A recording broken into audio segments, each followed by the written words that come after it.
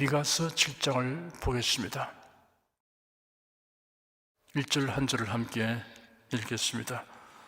취향이 이르다 나여 나는 여름 실과를 딴 후와 포도를 거둔 후 같아서 먹을 성의가 없으며 내 마음에 사모하는 처음 익은 무화과가 없도다.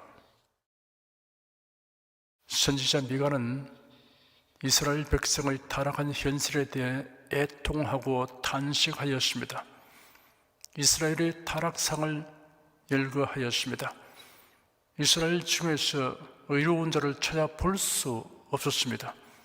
먹을 송이와 내 마음에 사모하는 처음 익은 무화과는 의인을 의미합니다. 이스라엘 중에 의인이 없음을 수확이 끝난 후에 열매를 찾을 수 없는 것으로 비유하였습니다. 마치 소돔과 고모라 성에 의인 10명이 없어 불과 유황 심판을 받은 것 같은 지경이었습니다. 하나님께서 나그네의 모습으로 아브라함을 방문하신 적이 있습니다.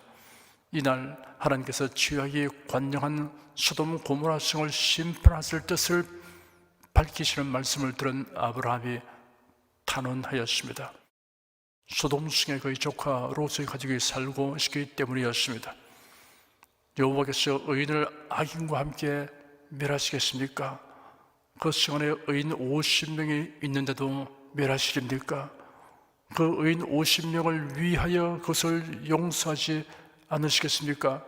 주께서 의인을 악인과 함께 죽이시는 것은 부당하며 의인이 악인과 같이 취급되는 일도 부당합니다.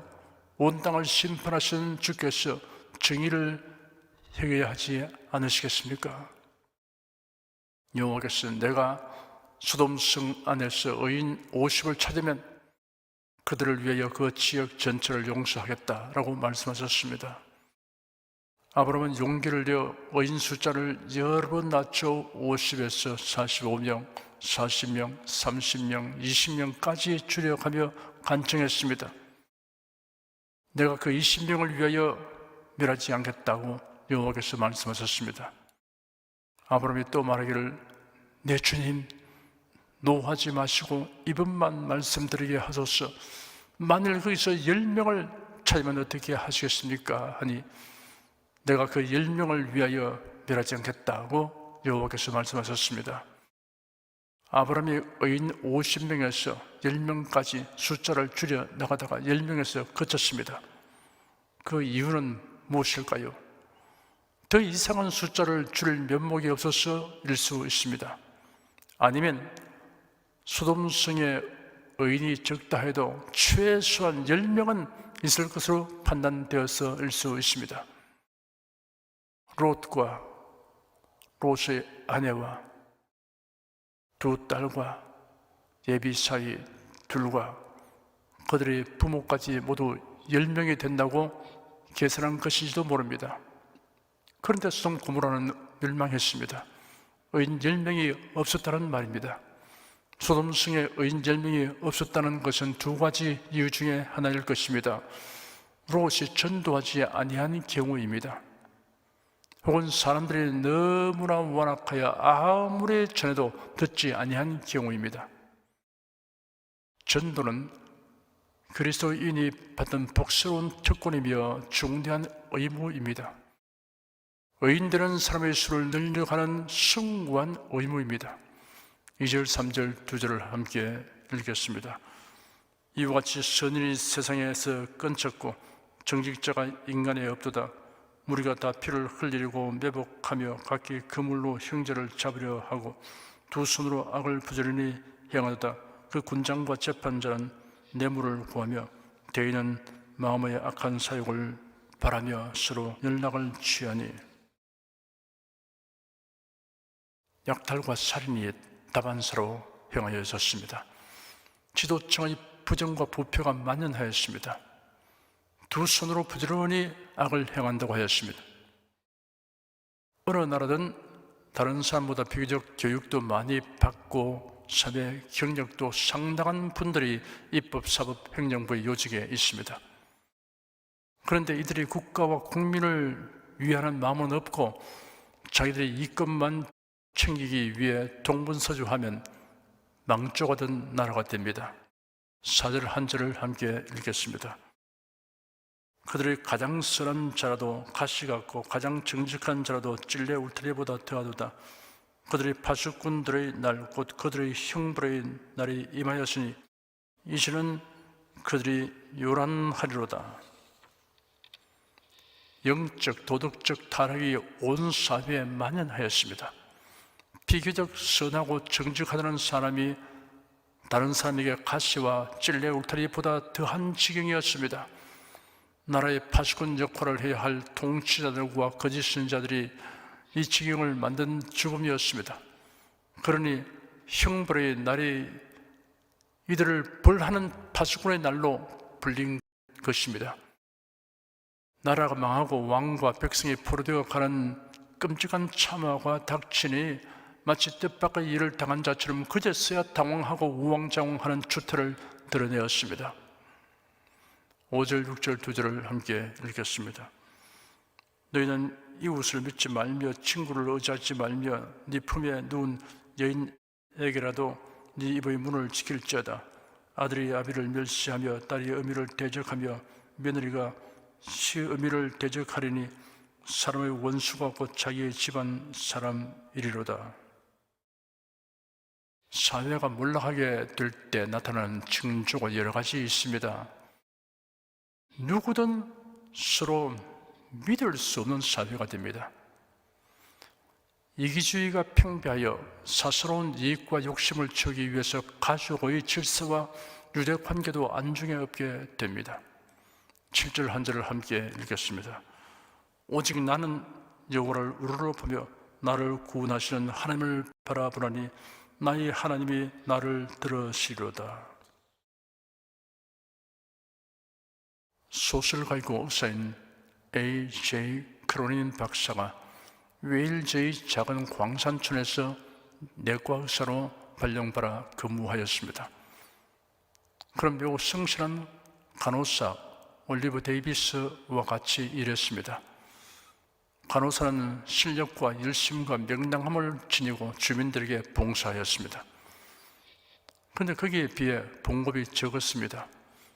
크로닌 박사가 어느 날 저녁 차를 마시면서 간호사에게 말하기를, 올리브 양, 적은 봉급을 받고 그렇게 많은 업무를 담당하고 있으면서도 그토록 즐겁게 일하는 모습을 보니 놀랍군요. 왜 더 많은 월급을 요구하지 않는 겁니까? 하였습니다. 크로닌 박사의 질문에 간호사는 웃으며 저는 생활하기에 충분한 월급을 받고 있습니다 라고 대답했습니다.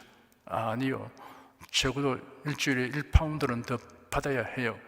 하나님도 인정하실 거요. 잠시 침묵이 흐른 후 간호사는 진지한 표정으로 말했습니다. 의사 선생님, 저는 하나님이 인정해 주신다는 것이 정말 중요한 가치입니다.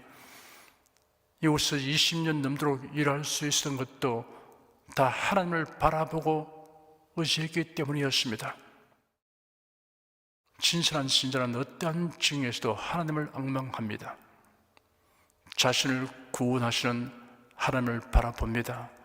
기도를 들으시는 하나님을 앙망합니다. 신앙생활의 위기는 하나님을 앙망하지 않고 다른 데 관심을 두고 의지하려는 데서 옵니다. 분명하게 되면 하나님을 앙망하지 않게 되는 신자가 있습니다. 반면에 공경에 처하면 하나님을 앙망하지 않게 되는 신자가 있습니다. 우리가 하나님을 앙망하던 마음 눈을 다른 곳으로 돌리면 실족하게 됩니다. 8절에서 10절까지 함께 읽겠습니다. 나의 대적이여 나로 인하여 기뻐하지 말지어다. 나는 엎드러질지라도 일어날 것이요 어두운 데 앉을지라도 여호와께서 나의 빛이 되실 것이미로다. 내가 여호와께 범죄하였으니 주께서 나를 위하여 심판하사 신원하시기까지는 그의 노를 당하리니와 주께서 나를 인도하사 광명에 이르게 하시리니 내가 그의 의를 보리로다. 나의 대적이 이것을 보고 부끄러워하리니 그런 전에 내게 말하기를 네 하나님 여호와가 어디 있느냐 하던 자라. 그가 거리의 진흙같이 밟히리니 그것을 내가 목도하리로다. 나의 대적이여 나로 인하여 기뻐하지 말자다 하였습니다. 이스라엘을 침략하여 정복한 이방 나라들에 대한 선언입니다. 하나님의 백성이 당하는 고난이 하나님의 징계로 인한 것이면 하나님의 백성이 회개하는 날 다시 회복하게 될 것이기 때문입니다. 그날에는 이스라엘을 정복한 자들이 부끄러워하게 될 것입니다. 이스라엘을 짓밟은 나라는 결국 멸망하게 될 것입니다. 하나님의 징계로 인한 고난을 당할 때 취할 태도를 교훈하고 있습니다. 진심으로 회개한 후 하나님의 용서를 믿어야 합니다.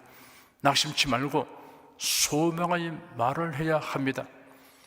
나는 엎드러질지라도 일어날 것이요 어두운 데 앉을지라도 여호와께서 나의 빛이 되실 것이므로다 하였습니다. 이와 유사한 말씀이 고린도후서 4장에 있습니다. 우리가 이 보배를 질그릇에 가졌으니 이는 능력의 힘이 큰 것이 하나님께 있고 우리에게 있지 아니함을 알게 하려 함이라. 우리가 사방으로 우겨섬을 당해도 쌓이지 아니하며 답답한 일을 당해도 낙심하지 아니하며 핍박을 받아도 버림받지 아니하며 그 꾸러들임을 당해도 망하지 아니하고 하였습니다.